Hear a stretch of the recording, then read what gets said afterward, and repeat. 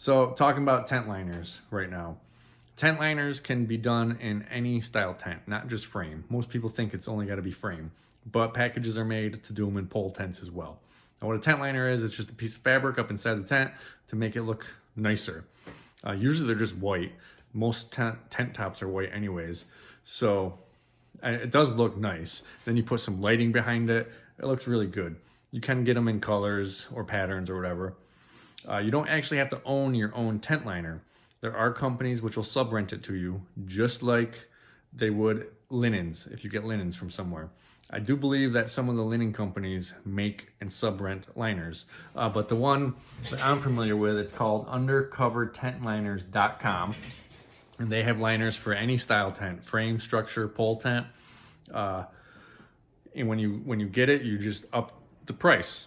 You can probably up the price pretty high because anyone who wants a tent liner, usually their budget is kind of high.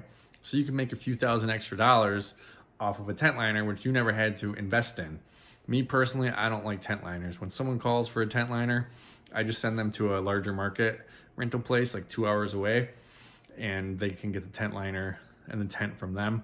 We've done events under other people's tents with a liner, and it looks nice. It's just not something I want to get into. If I personally owned one, it may go out 1 or 2 times a year, so it doesn't justify me buying one. If I really need to do one, I'm just going to sub-rent it from that company online. You know, they are cool. They do make it look pretty. I just don't really want to deal with having to store it, making sure it's extremely dry when it gets put away, keeping it clean, because it's not like vinyl. You can't just wipe it clean. It's cloth. If it gets dirty, then that kind of sucks.